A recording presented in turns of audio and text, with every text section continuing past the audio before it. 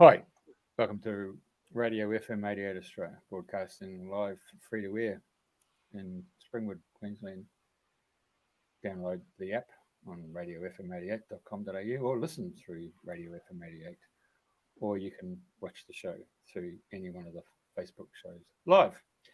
And my name's Jeffrey Shaw, co-host in the top right-hand corner is Julia Chai, and on the top left-hand corner is our one and only Ermond Machina. That's right. Fantastic. I've got to get that vibration right. And bloody brilliant. Nice to be here. Yeah. And I'm going to hand you over to Julia to open you up like a can of beans and find out more about that. Yeah. Hopefully it's just beans. Welcome, everyone. Thank you for joining us tonight, dear hearts. Delighted to have our special guest, Ermond, on tonight. And the subject we're going to talk about is meditations, awakened man, and different dimensions, like from the current one all the way up to the 15th dimension and beyond.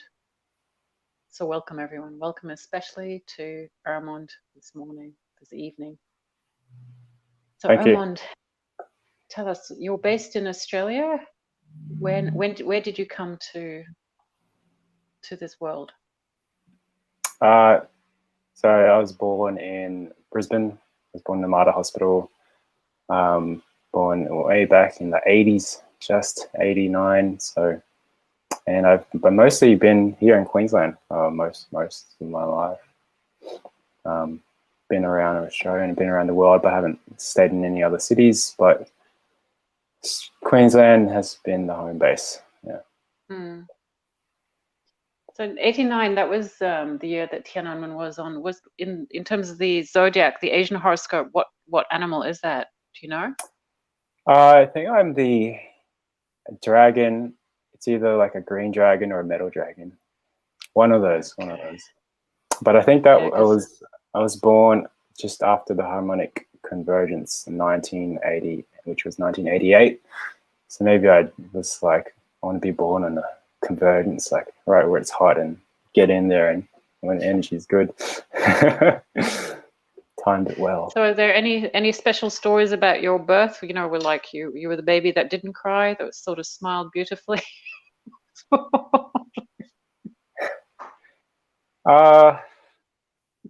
Not really.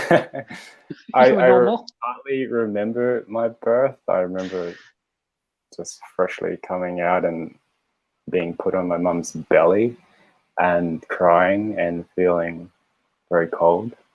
Those memories came in only in the last few years, but yeah, no special birth happening there. Not that I know of. Maybe more traumatic as a baby, but I mean that's unfortunately pretty common, I think. Yeah. Oh, well, you've got lots of friends that are coming on to support you. Hello, everyone. So I've been looking at your website, and it's called Evo Love, right? And on the About Us, you used to talk about starting meditating quite early on. I think when you were probably still in 13 or something like that. Is that right? Well, no, I was actually, well, to go back a little bit, when I was really young, when I was a kid, I was pretty sensitive. I wasn't really seeing some things, but like I was sensitive in a way where I would be laying down in bed and my body would be perfectly still, and my body would be rocking left and right, and I'd be swinging, but I'd open my eyes and I'd be perfectly still. So, and then I'd see things that would be like apparitions. But one of the key things that happened was, if I had a pen, was I'd be a kid laying down and I had a pen, and pretend my finger's a pen, and I'd be laying down and I'd be like swinging my pen like across my forehead, and the tip of the pen would be so close to my face, but I'd feel this buzzing right here, and I would play with that buzzing for quite a while actually, and it was so fun, and I did it for like 30 minutes. But I remember one particular time I got up after playing with this buzzing thing, and I heard very clearly inside of me, it was like, you must remember this. And then, in that voice. yeah, something like that, you know, and I'm just like a kid, and I'm just like, okay, yeah. And then I didn't think much of it. And I think it was actually a few years down the track, I walked past the TV and I heard the word third eye. And I think back then I was watching, you know, TV shows like Unsolved Mysteries, if you remember that. And I was always open to the paranormal and all this kind of stuff. But when I heard the word third eye, it's like my intuition clicked and I connected this. I was like, oh, this is the third eye, just as a kid. And I didn't think much of it, and I just walked on. And then when I finally got my first computer, which was, I think, just after when I started grade 8, so maybe around 2001, got the internet, you get Google, you can look up anything on there. I think one of the first things I started to look up was the third eye, right? And then this led on to learning about, like back then there was seriously like 2 websites on the third eye. There was nothing. You look today and there's like everything. But back then, yeah, I started to look into, it led me to chakras. It led me to Eastern philosophy. It led me to non-duality. It led me to a whole other alternative perspective, which kind of opened my mind. And then I started to consume information for just 5 years, just looking and reading, just pure interest and curiosity. And I think by that 5 years, around that point, I was getting the inner nudge like, hey, come on, you should meditate now. You've been reading about it, but give it a go. And so I think I was actually about 18 when I somewhere around there when I first meditated back in 2008 or something like that. And I said to the universe at this point, I was like, all right, I've read a few things. And like, if God's real or higher self is real, or there's more to the universe, I'm not just the physical body, there's more than everything I've known, then show me, prove it to me, and I'm all in. And so then I sat down in my bed, closed my eyes, and interestingly enough, I managed to, first time, just managed to get to a point of stillness where it felt like I started to go deeper, and I then started to experience myself more than just this physical body. And I was experiencing an expansion. I was really big and I was really small. I was going through all kinds of energetic shifts and different kinds of phenomenon. And I was thrilled. So that was the first time I meditated. And that was what I know now today, that's what I would call entering what I call as the God gate, which I perceive as the deepest and purest gate in existence. I know that's a big claim, but that's how I see things now. And that point there, once I had that type of experience, as I said, if I was shown stuff, I said I was all in, and I went all in, and I was like, okay. And then I was pretty much jumping, running down the hallway in joy because of what I experienced, and I just wanted to share that with whoever was around me. And yeah, from that day forth, I pretty much meditated every single day until today. And so that's over 12 years or something like that now. So that's the first time I meditated. Wow, that's an amazing story. And Jeff's pulled up a picture. Is that your artistic impression of the God Gate? This is an impression that's very personal. If you look into someone's aura or energy field, you'll see the aura colors. And then if you look even further into them, you see what some people call as the source colors. They're even deeper layers. And these are essentially my personal source colors. So I've got a big white center, within me. And then around that is a yellow bandwidth of energy, and then around that is a blue. There's like a really light, a thin layer of blue just around that, and that's a representation of my source energy. And in that, the two people are in that image is essentially me and what I would call a divine partner, or you could say that masculine and feminine, returning back to that pure white center. So yeah, that was a pretty cool one to make, and simple, but I loved it, and it's got the juice in there. Yeah, it's the truth, isn't it? Sometimes it's thank you for sharing that, your own source image and impression, and then that what you are in the deepest part of your being. And this is why Jeff and I have invited you on to the show, is because with Dreaming the New Dream, we are really wanting to showcase or highlight people like you who are all in, dedicated. So Jeff, you've brought up this picture. What drew you to bring up that picture, Jeff? It's your Heaven's Gate, isn't it? Is that the one you're talking about? I did label this one as Heaven's Gate.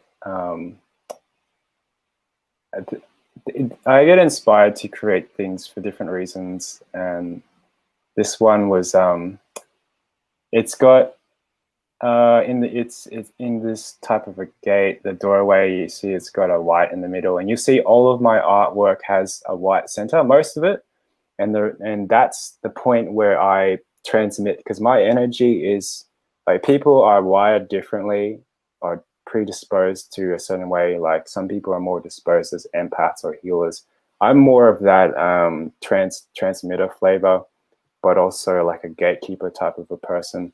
And so when I transmit and I create this, I'm constantly pumping energy out of my heart, and it's constantly coming through out into the image, out into the screen, and embedding into the image. And yeah, when I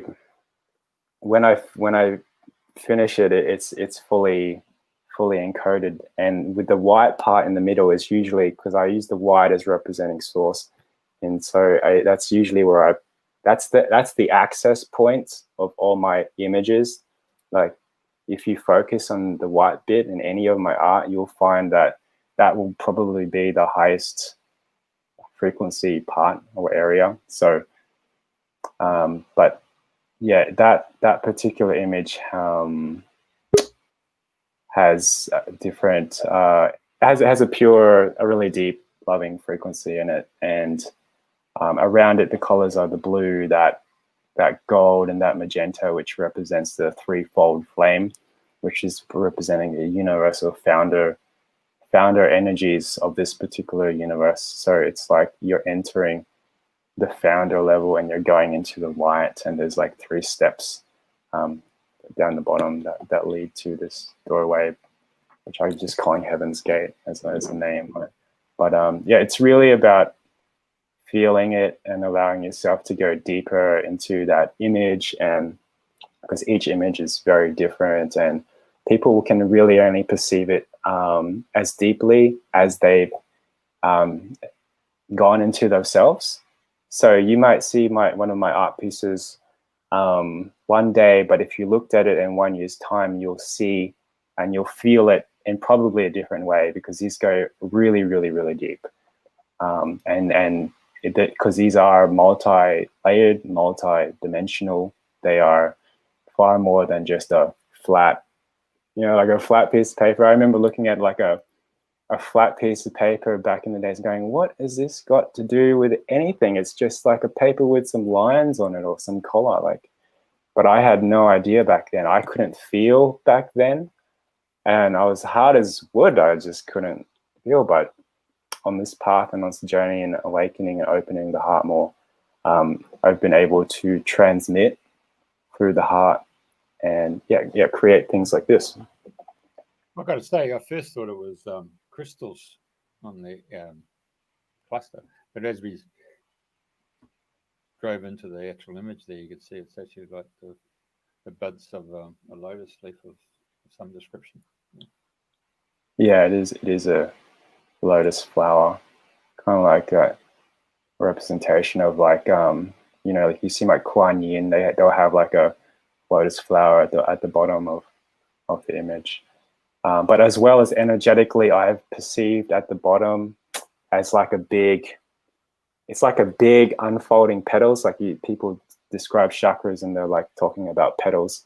I felt them very physically, very viscerally, like very real, not this etheric waffy. It's like very real energetically. And that's why I did put those there, because the flowers, I don't know, there's something to the flowers. They're special. I don't know what it is, but that's why I have them there. And they mean so much to us on such a deep unconscious level that I don't know if people really unpack that yet, but yeah, I think I'll talk about flowers, because I remember when you go to the museums and you learn about Gondwana and all that, they actually say that Earth changed when flowers came in. It was all green before that, green plants, but when flowers came, it made a big difference to the whole ecosystem in terms of the flowers and vibrations that we get. And what you were talking about, the pen and the third eye, I think I discovered sticking my nose into roses or flowers, I sort of realized that this would actually vibrate. So whenever I now I just smell, and then I just sort of tune into the frequency of the flowers. And they've now shown that butterflies can see through UV light, and that we have different rays going through our brain that work on that spectrum that we might not be able to see, but definitely flowers are vibrating just as crystals are. So you mentioned, Ermond, something earlier that awakened my interest, and you talked about having to learn how to feel with your heart, and that you were as hard as wood, was a plank of wood originally, but then you must have been through some experiences or taught yourself or decided to make that an objective. Can you elaborate a little more on that, please? Yeah, I would hear a lot of people talking about the heart, and I'd be like, I don't feel anything. I'd sit down after meditating and I just couldn't feel much, like nothing. People were talking about, oh, the heart is so much love, it feels so good. I wasn't feeling nothing. And I was like, okay, but there's got to be something more to this, right? There's got to be something. So I started to focus my meditation practice to just bringing my awareness, essentially resting it onto my heart and bringing it down here and just seeing what happens if I stayed here. And yeah, I actually did this. I had a little bit of guidance. There's a guy called Lincoln Gerga who runs a YouTube channel called Channel for Higher Self. He helped me become aware of something called, what I call the spiritual heart, which I recognize as one of the deepest centers in the whole human energy system. And I started to rest in this place. I started to make it kind of like an aim to find this experience, this depth of the heart, and to find out what it's all about. So I literally spent about 6 years, nothing but this practice of just resting on the heart, and very simple, just being purely aware, not trying to change anything, not trying to do anything, not trying to invoke any love, but just resting here. And then after 6 years, like seriously, back in the days, I was meditating. I was on the weekends, I wasn't even going out. Like I was rest.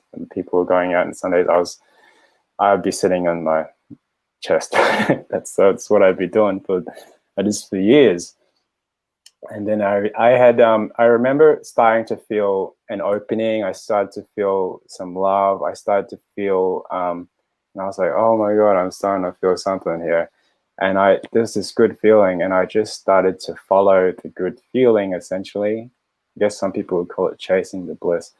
But eventually, one point, I went, to fast forward a little bit, I went to a point where, I'm like all in, I'm going all in. And I went as deep as I could. And it felt like I was being transported into a deeper inner space where the goodness that I was following, that was in the center of my chest, was actually like as I would go into it, I felt like I was going deeper into the center of my being. And the deeper that I would end up going into, not physically obviously, but energetically deeper into myself, I would then find that I started to experience that I was, everything that was in the center of my chest was actually everywhere all at once. The bliss and the love that I felt here was like everywhere. So, and I realized that it was here the whole time. And I've had experiences where I've literally dropped to my knees because of the amount of love that has poured through my heart and my body, that reverberated through my cells for weeks, for months, that just lingered and integrated because of the opening and the awakening of the heart. Because it's a powerful thing to open the heart, because people are like, it's the heart, it's so soft and it's fluffy. Like, yes, it can be, but the heart is also a cosmic fusion engine that's like, will power like when it wants to be, when it needs to be. The heart is really powerful. It's the real power center.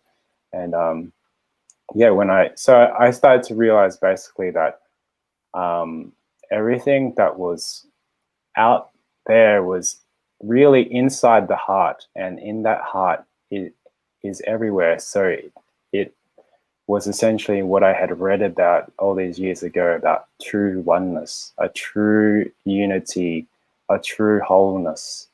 That is everything is connected, and then there is this true love and this true essence that is through creation and beyond creation. So yeah, it was a really beautiful experience to begin to open the heart, and I continue to rest in my heart as a daily practice now. It's so profound for me. I think there's a practice called Hiridaya that's pretty similar to what I do. Gosh, yeah. It sounds like you cracked through in the Celestine prophecies. They've got that, that description of the man who walks into a room and or on a subway and changes all the discordant energies when people are a bit cross with each other or upset, just by resting in their heart. It's powerful. The heart is very powerful. It's like when people are on, your heart and energy will literally start to shift the entire field, the entire room. People that are sensitive will notice their own heart awaken, and that's part of like what a awakened man is or awakened woman is like, everyone will start, when you look into someone's heart that is heart open or awake, you will feel your own heart open, and they will remind you of what is inside of your own heart. And that's what I would love to see all of us. I think if everyone opened their heart, like in the next few days, this whole world would completely change. It'd be completely different. And it has everything. It has everything we need, everything you need to know, because it's like the heart is like connected to a intelligence, because we have our own personal intelligence, but it goes deeper into a universal cosmic intelligence. So when we're like following this guidance and following this heart, it can guide us to the most harmonious pathways in life, or the more graceful path. And well, just to share this, one of the ways, I think this would be a good share. How I receive guidance. I regularly receive guidance from my heart, and it's quite simple. And when I'm receiving guidance, so I will tune in for a yes or a no. Like, I realized that I was walking around this whole place with looking for external guidance, and I really wanted the internal guidance, and I needed to find a way to get clear answers from the purest source inside. And so I was like, man, if I just get a yes and a no, if I can discern that for myself, it's kind of like game over. I'm smooth sailing from here. And I eventually just rested my awareness into the center of my chest, and then I asked, okay, show me, like I connected to the deepest part of me, and I'm like, show me a yes response. And nowadays it's like a yes is like an opening in my chest. It's like this big yes. It's like energy's flowing out here out of the center, and it's just a big yes. And then that can be accompanied by a cool sensation or a warmth or a loving sensation. And then a no response for me would be a constriction on the heart. It would be like a tightness, or it'll feel like energy's still trying to come out, but it's sort of bumping against this wall, and it's very different. So that's a no response for me.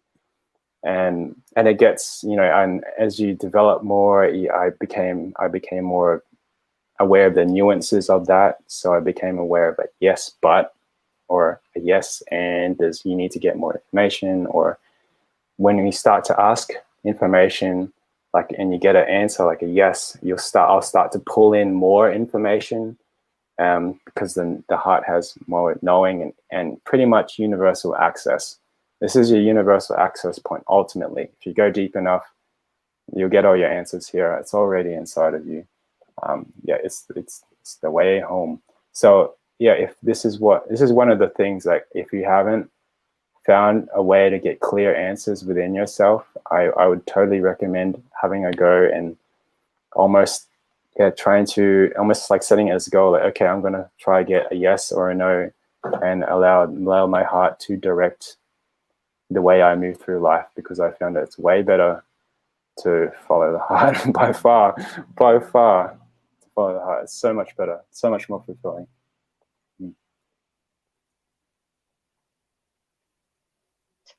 So Jeff, did you want to just switch back to that picture? I was really interested in that one. The diamond heart, iridescent. Yeah, this is a representation of. We have a heart, obviously, but then we have a heart chakra, which most people are familiar of. And then if you go into deeper layers, you can have what some people have called, it really doesn't have a name, but this is called a diamond heart. Diamond heart, yeah. And this particular energy, I think this is like 23D energy, but it's, yeah, when I was creating this and I was transmitting this, I was kind of like sitting in this diamond, and it was emanating from the center of my heart. This diamond heart, though, I had to kind of rebuild in my energy system. It wasn't originally in my energy system, and I had to rebuild it and activate it. And once I embody something, yeah, I can share it. So like Jeff zoomed in here, that's the white point. That's, as I said, that's where I focus a lot of my transmissions towards. So that would be like a center point. So if you're feeling it now, that's like the strongest point, you could say. And if you just allow yourself to rest into it and feel it, you can benefit and receive it. And if you even want to, you can consciously interact with it and say, I choose to receive what's for my highest good from this image. And you may experience something. And people describe all kinds of experiences as they look into my artwork. It's quite fascinating in itself. Never know what to expect, and it's a real blessing. That's really interesting, because when I started working with clients in hypnotherapy and leading them to connect with their higher selves, or I wouldn't necessarily, I'd be working with all ages, and sometimes with retired people, you know, from the church or from different backgrounds. So I'd be a bit careful about using the term higher self, but sometimes I'd say, you know, look back at yourself and through the eyes of, you know, one of the guides, and see what you look like. And I remember being so surprised when this beautiful lady in her 70s says, you know, I'm a diamond. I'm just this clear white diamond. And just seeing that picture, that gateway that you made brought that back, you know, that sort of sheer joy and simplicity and truth of that, of being that. So you mentioned that 23rd dimension, and this is one of the reasons also I'm really quite interested in chatting to you. You know, I have enough difficulty trying to explain 2D to 5D. You've got this interesting chart on your website, and you know, you've done a lot of work in yourself and connected with your different dimensional selves. and you've helped me also connect with my 15th dimensional self. So could you talk a little more about that? Okay, so dimensions, there are different models of dimensions, and the model, I'm not using the science-based model. I'm using a model that is originally shared by the Guardian Perspective through someone called Rene. And I go with these models because it resonates with my heart. So like I was saying before, I find my heart has the source information. It has a huge ass database of information, and I verify everything with my own internal knowledge, my own source knowledge. So this kind of my own source knowledge, my own energy, we are existing in a time matrix, and this time matrix is, well, there's a universal matrix, there's a local universe that we're in, and then there's a time matrix. The time matrix is based on 12 dimensions, and with 12, each dimension has 12 subharmonics within it. And so the 12 dimensions, pretty significant number, is the time. So in every dimension, there is a body or an aspect of self. Mind you, I'm very simplifying this. This goes far beyond what I'm describing here and what people could probably digest in a short amount of time. But got the right thing on. Yeah. This is a more of a complex thingy, but this is what I've called a universal stream. But to the right of the image, you'll see like a blue column, and that each dimension, I have one main aspect that, if you looked at me now on that dimension, I would be that body. So it is like a 7D Cassiopeia there. If you looked at me, I'd have a female Cassiopeia body. Cassiopeia being that star system, and Calf being the star that she is from. So what does she look like? I haven't really tuned into her specifically, but a lot of them, like what's one of them that's pretty cool? Like there's dragons, like the good dragons. They're awesome. There's a lot of them are humanoid. Some of them I have blue skin. They're fascinating. This is a bit of an older document though, so it's kind of changed. Like your aspects can change, and yeah. So there's in our particular universe, our local universe, there is 15 dimensions, at least in the model I'm talking about. And actually, there's actually more, because like us, our universe is actually expanding as well. So it's actually expanded into a new, like I've listed a certain amount of dimensions there, but it's actually going a lot bigger than what it is now. But yeah, 12 dimensions of time helps. So how does it interrelate? I mean, like if you could I often talk about, us being in a video game, and say if we took Super Mario, you're in the different levels. So you say you've got like the 15 or 17 dimensions there. Is everybody just playing a different role on their level, or is it more like an evolution that, from a flower, different petals are coming out? Do they interact? What's your personal experience? Because I know you've tuned into different aspects of yourself. How do they interrelate? They all interact. Like everything is like here and now.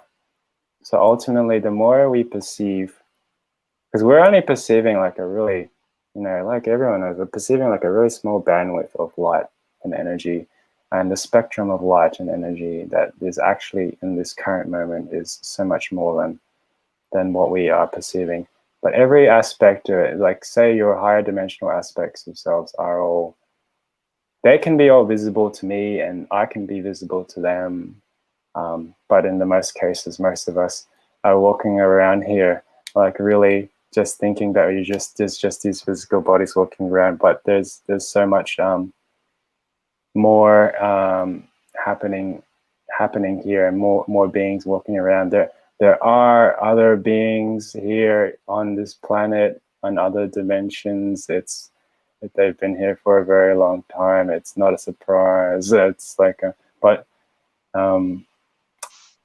yeah, it's, I don't know. What would you like to know? Well, let's talk about dragons, and I'm actually quite interested because in the certainly in the Asian perspective and some of the other fables you read about, that humans and beasts or dragons, in some cases whales, crossed with humans and worked were the creators, and also then later protectors or captured. So, and then they sort of became extinct, and now they're just floating around on an energetic level. That's sort of the kind of stuff I hear from just sort of collective myths and stories. But you mention yourself, you've got a dragon self there in one of the dimensions. Have you do you interact with a dragon in this level in your dimension, or can you? I have had strong experience with the dragons, but I don't really I don't really interact with them as much these days. Some of them are like a walk-in. I've had different dragon aspects that are walk-in, benevolent ones, but I did have a very strong experience of when I was maybe around 2010 or 2012, I experienced, I had the petals, when we were talking about flowers and petals, I had this experience of these petals opening here, and it felt like a cool plasma energy that started to come into my head. It really felt like the top of my head was gone, and it started to go into my head, and I had this cool energy in my head. And what happened was a few months after that, this cool energy started to trickle down my body and nervous system. And what happens is it started to open up the energetic pathways within me and clear blockages, and all these kinds of emotions came up. And it reached a point where it was up, and then it went down through me, it went down. And then once it reached down to the base, down to the root chakra near the hips area, I pretty much heard this voice, and it was pretty much like, "Are you sure you want to do this?" And I was like, yeah, let's do it, let's go. And what I started to see was dragon energy started to come upwards, flowing up from the root chakra, and it was opening and clearing. But it was it started, and a few months after that, I realized that I had this energy was flowing through, and it reached a block around my solar plexus energy. I had such deep blocks at that point that I had this experience one day where this energy couldn't move up from the solar plexus. So it came out. I started to see this big white dragon, like with my own physical eyes, just coming out and just continuously flowing out of me. And it started to do this big, long serpenty dragon, white. It felt really beautiful, benevolent, and I was just in awe. I was also scared because I was like, what is this? And I just kept having this feeling of like, keep your heart open. Like, this journey, it will lead you to certain things that are beyond anything you ever know about. And I was just like, keep your heart open. And I just kept my heart open, and this dragon flying in front of me then proceeded to come towards me. And then it started to come closer, and it went into my heart. It went right through. And it kept on flying in until it reached a point where my heart just went boots, and did a super expansion. And I was like super expanded. I dropped into my knees. I was crying because the love and the bliss was immense and incredibly big. And then after that point, it proceeded to float up and then out in a few months' time. But what I learned was that what dragon was an aspect of me from what I know as from the God worlds. So from 120D specifically, very high up, and it was essentially part of my spiritual, helping me as a catalyst to help me awaken and open my energy system, switch on and remember who I am, and to tap into a deeper, pure energy source, so that the part of me that was on 121D could actually, which is that part of me is the part of me that originally chose and planned to come here. So that's the part of me that did the planning, and that's the normal, natural part of me, is this aspect from the God worlds that is just me, the normal me. We're a mixture of so many things, and I'm simplifying it, but this is the original me that did the planning. But so that dragon was paving the way to help the real deeper me come through. And so come through, what I mean is like bringing me, my expression, my words, my movements, and translating my energy into this world, into this physical world. I'm not letting this dimension, this world, control who I become. I'm not like adjusting and becoming a part of what it wants me to be, because my real purpose is to bring me. Like everyone's purpose is to be themselves. So it was helping me come through. So yes, there are really benevolent dragons, and there's all kinds of dragon experiences. Like, yeah. Awesome. And yeah, you've also think that you've also touched on what why we need to do this work is because we often end up just responding to the environment and adapting and compromising, but that's not why we came here, is it, at all? No, I don't. I feel like, as I said, it's a lot of us are here to be ourselves and to bring through our heart's desires, our true expressions, our passions, our true values, and really groundedly bring that through and manifest that, and to share and to expand our consciousness and all this good stuff. But bringing that, yeah. Great. We've had a couple of questions from the audience. So Kim Healy is asking, do you write down your experiences in a journal? I did. I have a few journals, but then I stopped.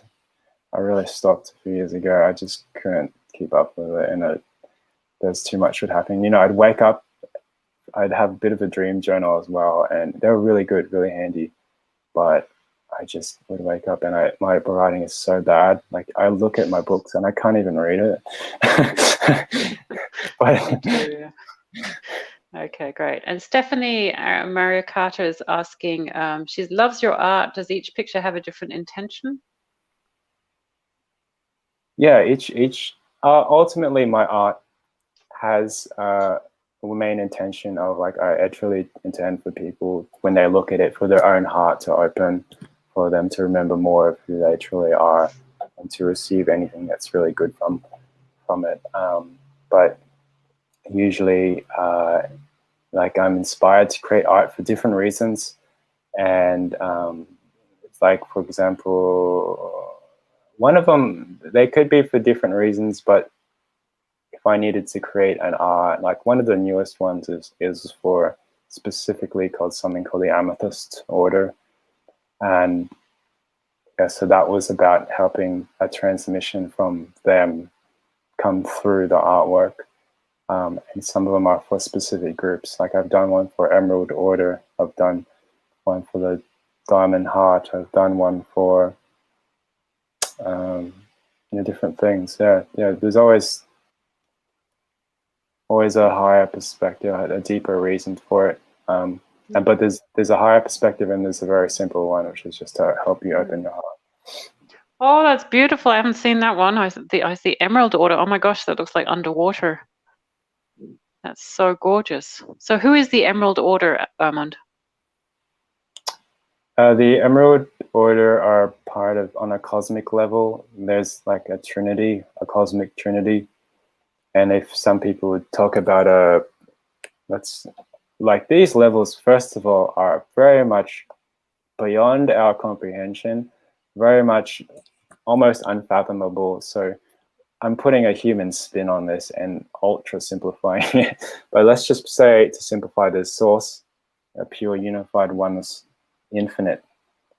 And let's say after it expands into a trinity, or goes into a trinity, and there's a emerald, and then there is a gold emerald order, a gold order, and then a magenta amethyst order.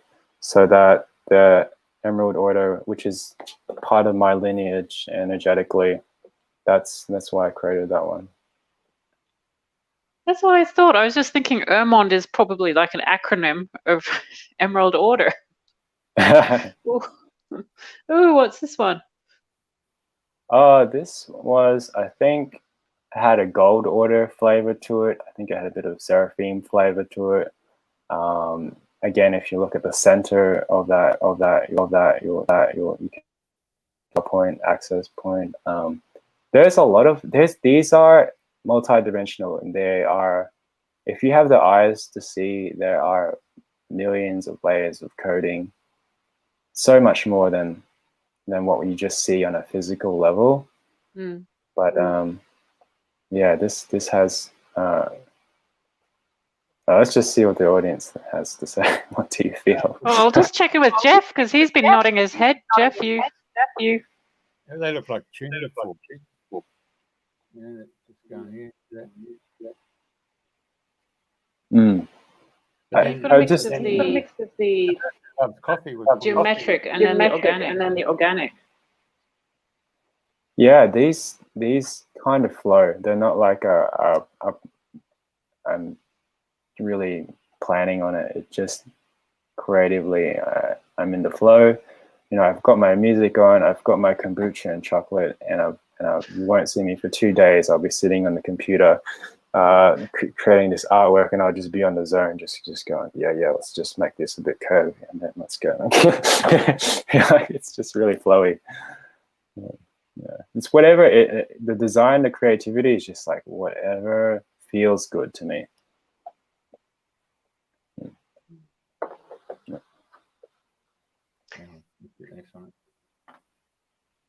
So, people can go onto your website for this amazing art, and they can also come to you to help get access to the different dimensions or clear any blocks. Yep, I do. My website's ermondmachina.com. I do sessions with people that are around helping people helping them realize their infinite self in a very direct experience way. And I also create the art, as I said, and you can also purchase art that I've already made, and I can print that out. And I also design art, and also I sell some shirts. And yeah, there's just check out my website, ermondmachina.com, and you can contact me there. Yeah, Ermond was also offered to make a meditation, which we can't really do because we're on radio. But if you want to have a special Zoom session with a meditation, just leave a comment on the show. I'm sure Ermond will get back to you and organize something. Jeff, sorry I cut you off. Got it now. This is your film. Yeah, this is like the feminine rising, as in like we all have, men and women have masculine and female energy. So it's not just for people with female bodies, it's for everyone. And it's that inner feminine, that inner feminine flavor that is rising, as in awakening, as in healing, as in expanding, as in expressing itself through more, and no longer being suppressed. And if you actually scroll down, Jeff, I did a representation of there's like a, that's what you are rising from. It's like this old tyrannical controller hand that's like, we'll control your So yeah, the female energy is huge. The mother energy, the daughter energy, and this awakening of this female energy is what's helping men and women return back to their heart and remember who they are. Because if we're always on the masculine, the go, we're never ever going to tune into and soften to what's deeper within. We got to be both. We just can't just have the masculine going forth. We also got to have the feminine to rise. Right. Let's see. Another Blu-ray. Yeah, this one. I wanted to do an energy for the mother, but I think it has Blu-ray energy in it as well, which is connected to the mother as well. But it's like this infinite circle of infinite tunnels, infinite, just going deeper into the purity within. They were so fun to make, all of them. Very good.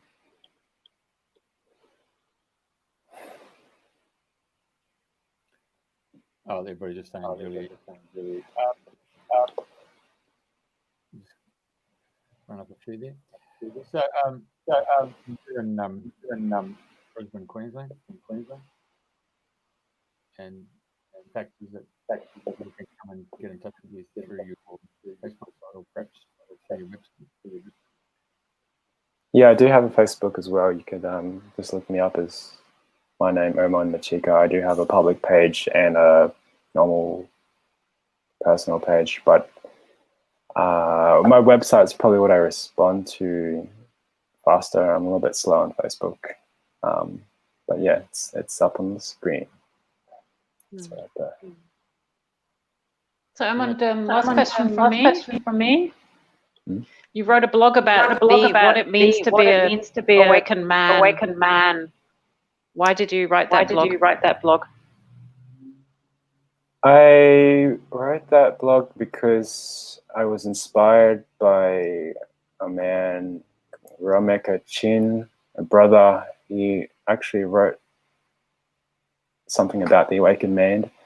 And when you read something and you're like, oh yeah, I can drop my 2 cents on that too. So I just wrote this blog about the awakened man. It's on my website, but I just say things how like our awakened man is like a man who's felt his abandonment wounds all the way to his core, opening his heart, and he's awakened man has that healing presence for all men and women. An awakened man, it can be calm in a whirlwind of chaos, and not to appear like a strong for others or for his ego, but because he's strong, because his embodied wisdom and love is legit. An awakened man aligns to truth. Awakened man aligns to love. Awakened man knows the power control dynamics. An awakened man aligns to utilize his power, but he balances it with love and wisdom. Awakened man knows how to feel. Awakened man doesn't shut down his emotions. He's present with his emotions. He feels them fully, never abandoning himself like he did in the past. I did that one a few times. Awakened man can feel energy, right? Awakened man can get answers from his heart. An awakened man can see through his brothers that tell him to just harden up and stop being a pussy, and he offers them new perspectives from a place of compassion. Awakened man can be challenging to be around because he stays in his truth, and he will stay in his truth. And so you can't, he doesn't need your praise. He doesn't need any approval. He loves your approval, but he doesn't need any of it. He's whole within himself, an awakened man honors all the women that he's had in his life. An awakened man he knows the competition game amongst all men. He knows that game very well, and he doesn't need to. His worth isn't determined by whether he is better or less than any other man or any other woman. His worth is self-defined by his own very existence, and as long as he exists, he knows he is worthy. An awakened man has eyes that will penetrate, looking straight deep into your soul. An awakened man has a presence. When an awakened man walks into a room, his light, his energy will penetrate the room, not in a dominating or forceful way, but a penetrating light that will bring through such warmth and love to all the people around him.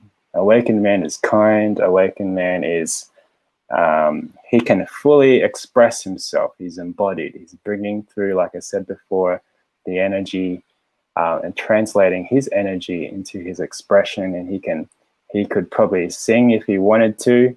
He could dance. He can have full range of movement. He's not like constricted like a robot.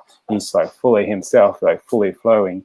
Awakened man can talk. Awakened man can be many things. Yeah, it's a little spiel on the awakened man. Oh, this is great hearing you say those words. My pleasure. Jeff, one awakened man to the other. I've just taken time to illumination of the. You can feel it, can't you? Trickling through. That's my intention. I do intend to bring through the highest frequencies possible, the purest frequencies possible. And I've had people that aren't necessarily energetically sensitive or aware, but when they look at my art, they're somewhat drawn to it, or they'll somewhat feel there's something more to this. But it's cool. You want to shed some light on this? This one is energy of Divine Father. So when I talked about a Trinity, a cosmic Trinity, and I talked about like there's that cosmic Trinity, you can also say it's like a cosmic Father, cosmic Mother, cosmic Christ, or cosmic Son, what people call it. This energy, this is a part of the energy like I'm also supporting, and as one of my own personal missions is like bringing through this real divine masculine energy. But this is like a divine father, not like a false father energy that's currently rampant on this planet, but a real divine father energy. So when I went to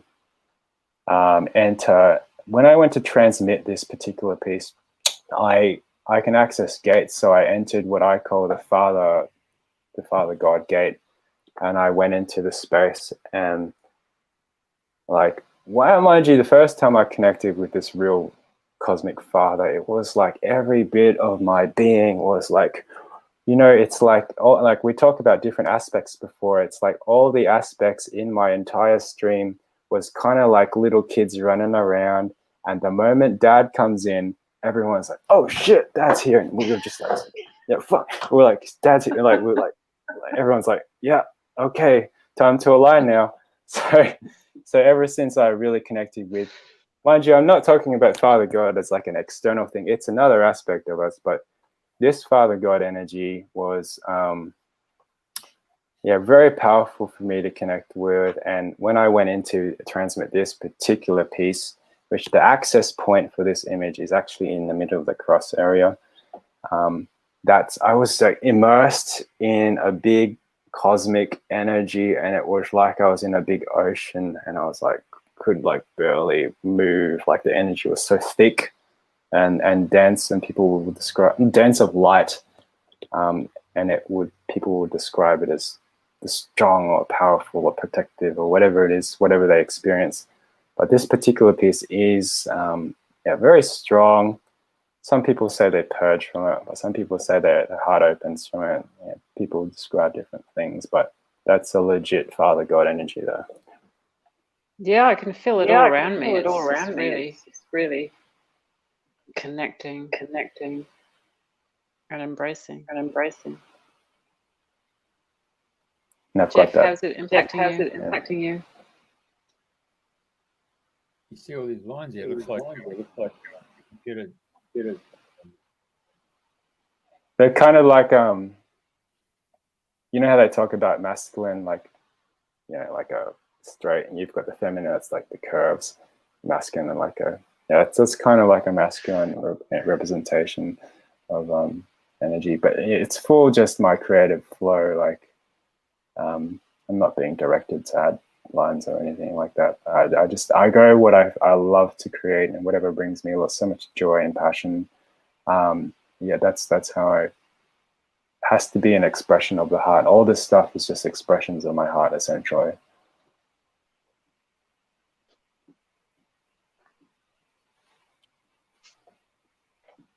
Looks like Dr. Tomoto. Oh, it's Dr. Tomoto. This is oh yeah, Dr. Emoto. This is also Divine Father energy. Oh yeah, Emerald Divine Angels energy as well. This was earlier on. This is actually a commission piece I did for someone else. So they wanted like bits of nature, and they wanted the green, and they wanted that. So yeah, I created it for them. It's fun to create. Yeah, totally. Totally. Yeah. It's nice. I love this one. It's so simple, but this one is a transmission from what some people call as Christ consciousness, and it's not Christ like the individual, but the cosmic Christ consciousness, which is basically, you could say, is truth, love, unity,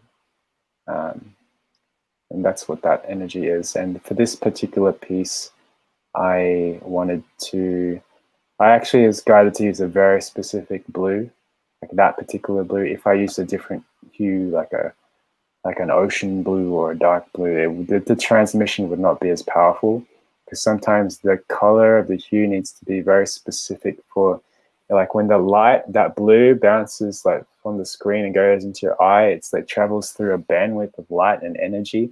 And sometimes this light and energy, the closer it is to the color, the higher frequencies of that particular energy can move through specific colors. So yeah, that color is very specific to this Christic Christ consciousness color. And yeah, the more accurate it was, the more powerful and the deeper in the heart it was. So it's a big heart opener, that one. It's probably one of my favorites for sure.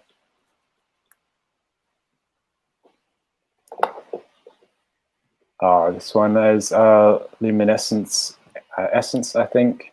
Yeah. It's about bringing your essence from within. Like, each one of us has a unique flavor of bliss and a unique expression of self that translates eventually into your human self. But it's about bringing that through into this world. And so if you feel it, like, it's a big heart opener as well. All of them are heart openers, really, but at the top of it, it's got 3 stars, and these were just particular stars that resonated with me at the time. One of them, Sirius B, to the very right. The middle one is M57, which is within Lyra. And then the far left one is Mirak Andromeda. These are all very, very good, very benevolent, very high frequency, awesome stars.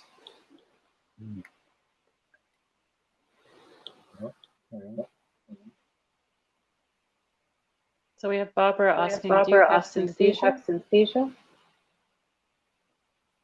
I'm not really clear on what the synesthesia is. Well, that's when you like you smell something, but in your mind you can link it either to music, to one of the other senses, or to a visual. Not so much. Like I sometimes I can maybe hear something, but not very much. So when I perceive these things, I'm mostly feeling based, and I'll feel the energy of it. I'll feel my heart open. I'll feel the depth it comes from. I'll feel just how the quality of it, I suppose, and different aspects or energies coming through. I can probably add to that because I've been lucky enough to have Ermond do a session with me. And yeah, I was tuning in. He was tuning in. He was getting a lot of information. He was doing a lot of energetic clearing, downloading a lot of energy. So this one's multi-talented. Not just dedicated to truth, but multi-talented. Oh, thank you. That's fun. I do enjoy it. Oh, I love this stuff. Yeah. Oops.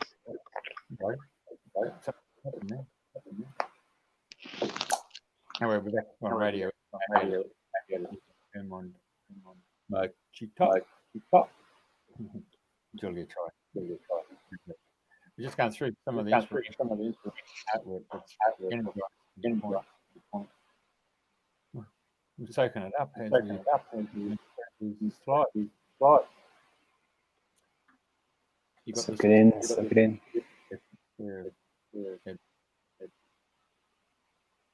Sorry? You got the Syrian. Oh yeah, this is like do you remember the gold one that we had before? This is kind of similar, but the middle is different, and the energy is obviously different. Has a little bit of Syrian energy. I've got my blue. I love my blue. That's, excuse me, it's a strong energy point there. But yeah, this blue, I think it has some Blu-ray energy. It has some Syrian energy. But yeah, they're all. I have descriptions on this on my website. You can look into more of what I described of it at the time. Very good.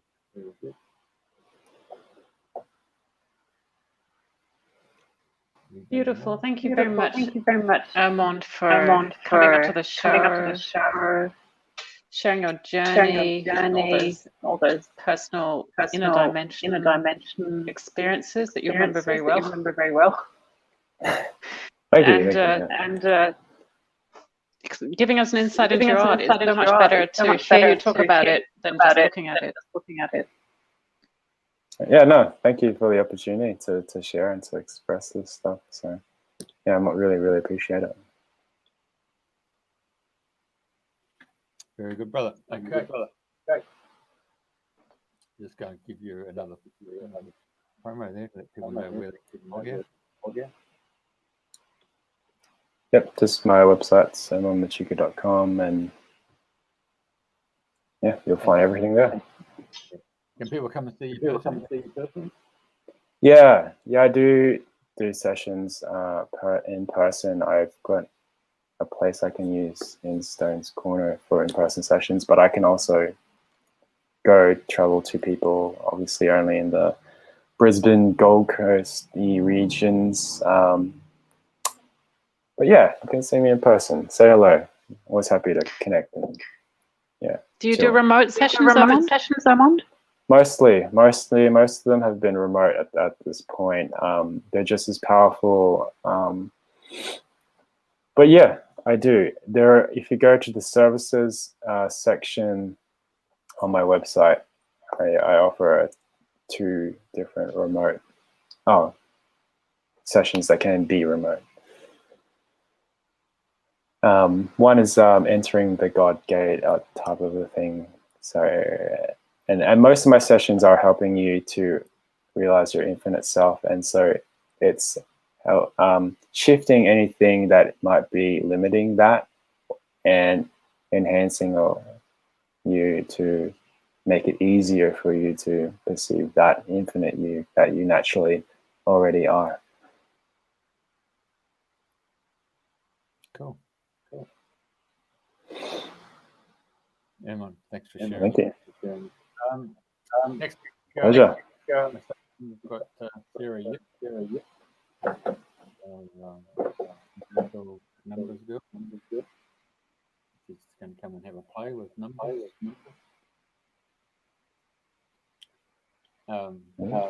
Anything else there? Thank you to our dear audience for tuning in. Good. And I hope you're just as inspired as we were. Ermond. Thank you for having me. It's been a joy. All right.